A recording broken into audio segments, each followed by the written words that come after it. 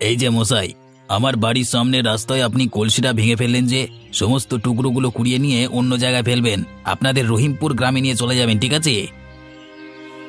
রাস্তা তো শুধু আপনার গ্রামের নয়, রাস্তা তো সকলের জন্য। আপনি এখানে আপত্তি করতে পারেন না। এটা আমাদের বহরমপুরের রাস্তা, তার উপর আমার বাড়ির সামনে, মানে আমার রাস্তা। যেটা বলছি সেটা করবি, তুই তুলে নিয়ে চলে যা। এই যে মশাই, আমি একজন শিক্ষিত মানুষ, আমি আপনার মতো এইভাবে বাজে ব্যবহার করতে পারি না, ঠিক আছে? পারিস না তো আমি কি করব? প্রথমে তো ভালোভাবেই বলেছিলাম, কানে নিয়েছিলিস কথাটা? ঠিক আছে ঠিক আছে, আমি তো এখন এগুলো সব তুলে নিয়ে চলে যাচ্ছি। আমাদের গ্রামের উপর দিয়ে যাওয়ার সময় তোর মজাটা দেখাবো।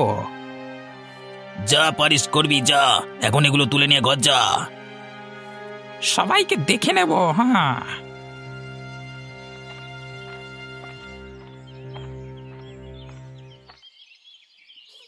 জমিদার মশাই, আর কিন্তু আমরা সহ্য করব না।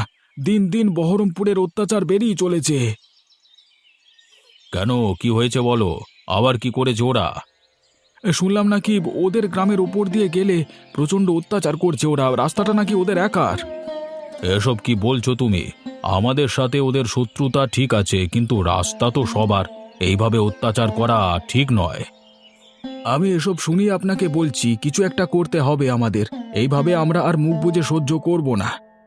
হ্যাঁ, কেন সহ্য করব আমরা? ওরা কেমন করছে তাহলে আমরাও তো করতে পারি। ওদের গ্রামবাসী, কিন্তু আমরা করব না, তাহলে ওদের আর আমাদের মধ্যে পার্থক্য কি রইল? কিন্তু কিছু তো একটা করতে হবে, এইভাবে তো আর চলতে দেওয়া যায় না।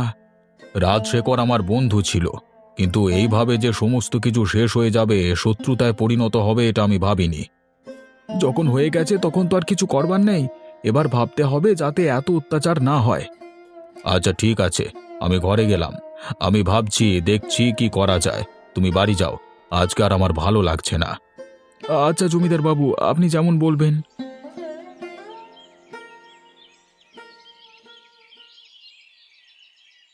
আর এক সপ্তাহ পরে তো আমাদের ছেলে 5 বছরের হবে।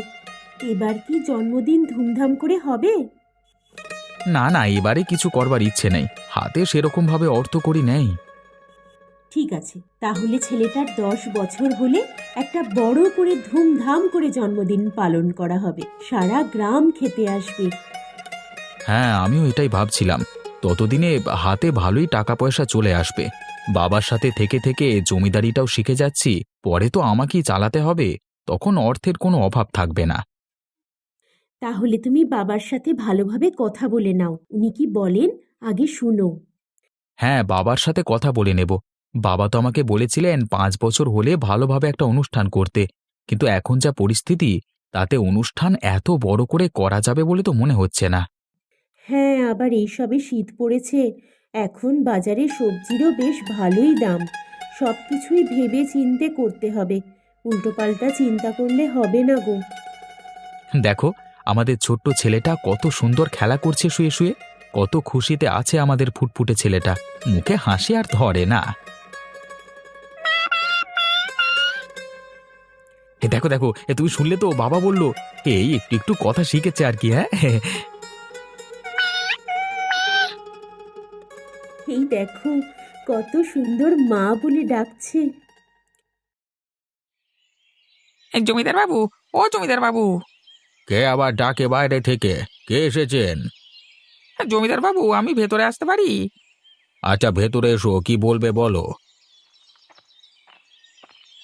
জমিদার মশাই, আজকে আপনাকে একটা বিহিত করতেই হবে, এইভাবে আমাদের গ্রাম চলতে পারে না। আরে কি হয়েছে আগে সেটা বলো তো, তারপর তো ভাবি কথা।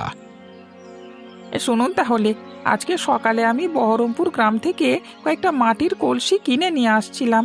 একটা কলসি আমার হাত থেকে পড়ে যায়। সামনে একজন কাদের বাড়ি ছিল, সে নাকি বলে এটা তাদের রাস্তা, যা পড়েছে সবকিছু কুড়িয়ে নিয়ে রহিমপুরে চলে যা। এটা তো এবার সত্যি অন্যায় হচ্ছে, এইভাবে অপমান করবার অধিকার ওদের নেই। যুবকটি ছিল আমার থেকে বয়সে অনেক ছোট, আমি শিক্ষক মানুষ, আমাকে তুই তোকারি করছে। হ্যাঁ, সাহসটা দেখুন, এসব হয়েছে ওখানকার জমিদারের জন্য। আরে না না, তুমি ভুল ভাবছো। আরে ও গ্রামের জমিদারকে আমি ভালো করে চিনি, ও এরকম নয়। হ্যাঁ, মানছি আমাদের মধ্যে ঝামেলা চলছে, কিন্তু এইভাবে আমাদের গ্রামকে অপমানিত করবে ওরকম চরিত্রের মানুষ ও নয়। মাপ দেবেন আমাকে, কিন্তু আজকের এই অপমান আমি সহ্য করতে পারছি না। হয়তো ওখানকার জমিদারের কোনো দোষ নেই, কিন্তু উনি সামলাতে তো পারেন, জনগণকে বোঝাতে তো পারেন, কই সেটা তো করছেন না। আচ্ছা, তুমি নালিশ করতে এসেছিলে তো, আমি শুনে নিয়েছি। এখন তুমি আসতে পারো, আমি ভেবে দেখছি কি করা যায়। জমিদার বাবু, যা করবেন একটু তাড়াতাড়ি করুন বাবা।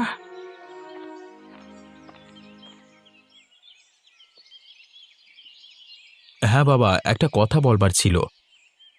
কি বলবি বলে ফেল। বলছিলাম বাবা, এবছরে আমার খোকার জন্মদিন করব না। কি বললি তুই? আরেকবার কথাটা বল। আমার নাতির জন্মদিন এবছরই হবে, পরের সপ্তাহে জন্মদিনের আয়োজন শুরু কর।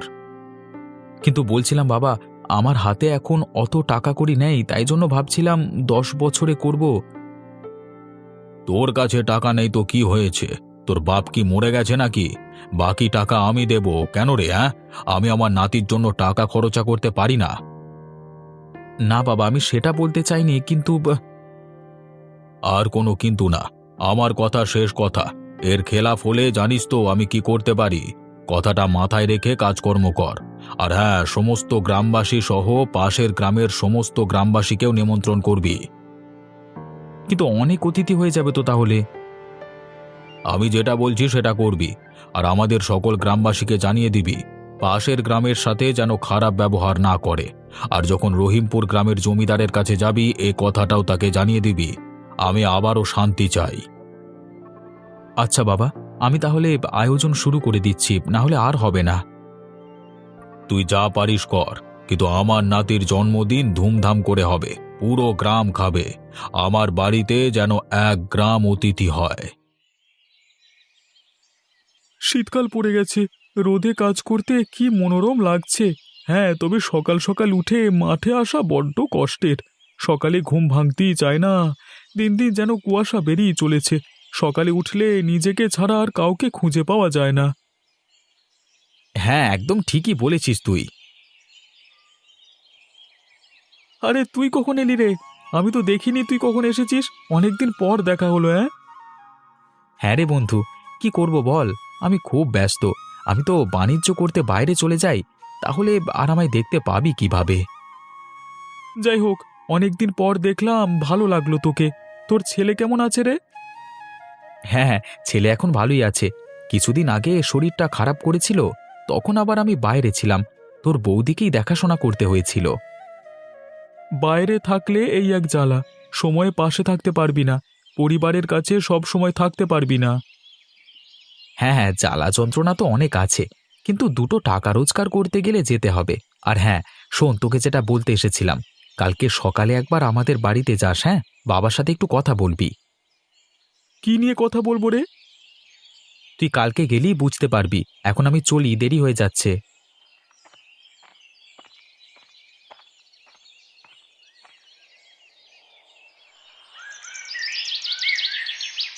আরে গোপাল, এত রাত্রে তুমি? তা কি হয়েছে কি? হ্যাঁ, না না, এমনিতে কিছু নেই, একটা খবর পেলাম তাই আপনাকে দিতে এলাম।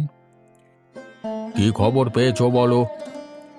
এই বহরমপুরের জমিদারের নাতির 1 সপ্তাহ পর জন্মদিন অনুষ্ঠিত হবে।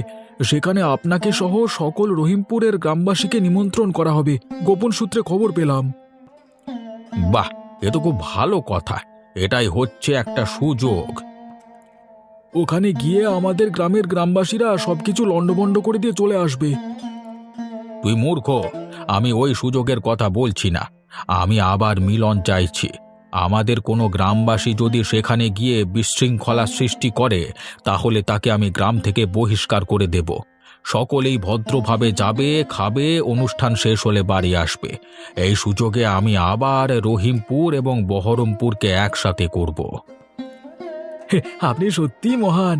সকলের চিন্তা ভাবনা খুনোখুনি কাটাকাটি এসব নিয়ে, কিন্তু আপনার চিন্তা ভাবনা অনেক আলাদা। আপনাকে স্যালুট। এসব মারামারি খুনোখুনি করে কি হবে? মানুষের প্রাণ যাবে, তাছাড়া তো কিছুই হবে না। তার থেকে ভালো মিলন হোক। আচ্ছা, এসব কথা ছাড়ো, তুমি খেয়েছো কি? জি, আমি খেয়ে এসেছি। ওরা মনে হয় কালকে নিমন্ত্রণ করতে আসবে।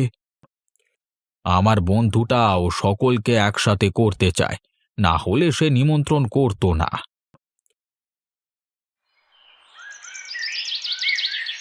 আবার কি হলো? কালকে নীতিশ বলে গেল বাবার সাথে দেখা করতে, আবার কিছু সমস্যা হয়েছে নাকি?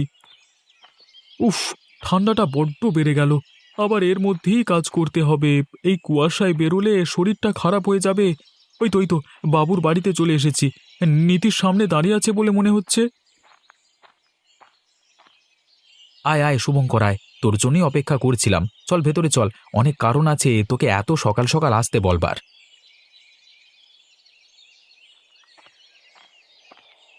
এসো শুভঙ্কর, এসো। বহুদিন বাদ তোমার সাথে দেখা। হ্যাঁ, আরে ছোটবেলায় তো তুমি সবসময় আমাদের বাড়িতেই পড়ে থাকতে, আমার ছেলেটার সাথে কত খেলতে। জি কর্তাবাবু। আচ্ছা, কি হয়েছে আমাকে এত সকালবেলায় ডেকে পাঠালেন? সবার প্রথমেই তো আমাকে আপনি বলাটা ছেড়ে দাও। আর কর্তাবাবু যদি বলেছো তাহলে তোমার একদিন কি আমার একদিন। আমি তো তোমার বন্ধুর বাবা, মানে কাকু বলবে। আচ্ছা কাকু, বলো, কিছু দরকার আছে নাকি?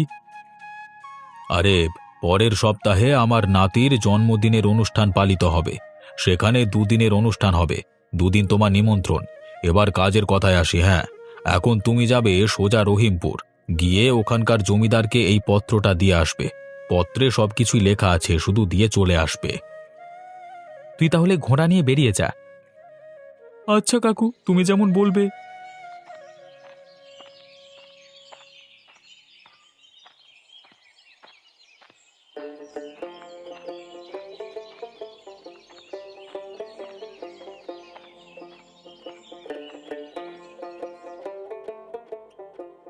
কর্তাবাবু বাড়িতে আছেন?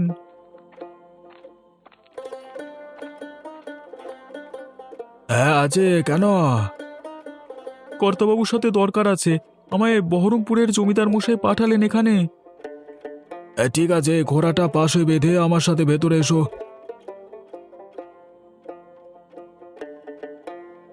কর্তাবাবু, এই যে বহরমপুরের দূত এসেছে, কি বলছে দেখুন। বলো, কি খবর দিতে এসেছো? আমাদের সাথে তো বহরমপুরের ঝামেলা, তাও কি বার্তা এনেছো? আমাদের জমিদার মশাই এই পত্রটি আমাকে দিয়ে আসতে বলল, তাই নিয়ে এলাম আর কি। আর বলেছে পত্রটা পড়ে আমাকে জানিয়ে দিতে। প্রিয় বন্ধু কেশব, তোর সাথে আমার যা ভুল বোঝাবুঝি হয়েছে তার জন্য দুটি গ্রাম শত্রুতে পরিণত হয়েছে।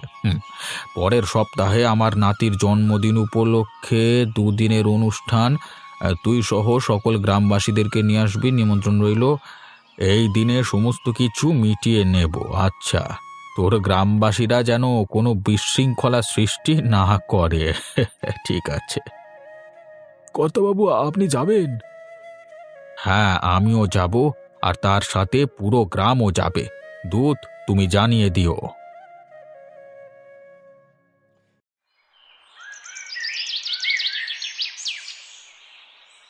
আচ্ছা বাবা, আমাদের গ্রাম আর ওই রহিমপুর গ্রাম মিলিয়ে কতজন অতিথি আসবে? ধরে রাখ 5,000 জন। আমার হিসেব অনুযায়ী 5,000 জন হবে। কিন্তু বাবা, ওরা আসবে তো? না হলে এত আয়োজন করে সমস্ত কিছু নষ্ট হয়ে যাবে। আমার বিশ্বাস ওরা সবাই আসবে।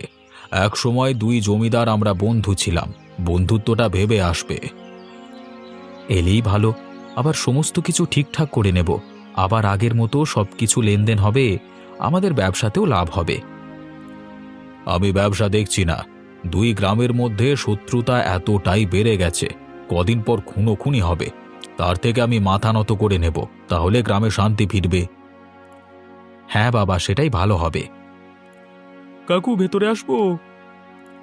আরে হ্যাঁ হ্যাঁ, এসো এসো। আমার চিঠির উত্তর দিয়ে পাঠিয়েছে।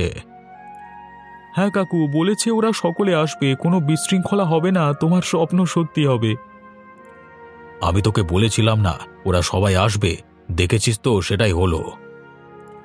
সবাই এলেই তো আয়োজনটা আমাদের সার্থক হবে। এবার একটা কাজ বাকি রইল, আমাদের গ্রামবাসীদের জানিয়ে দেওয়া। না জানিয়ে দিলে বিশৃঙ্খলা তৈরি হয়ে যাবে। আরে তুই চিন্তা করিস না, ওই কাজটাও আমি করে দেব। আমি প্রচার করে দেব, তাহলে আর বিশৃঙ্খলা সৃষ্টি হবে না।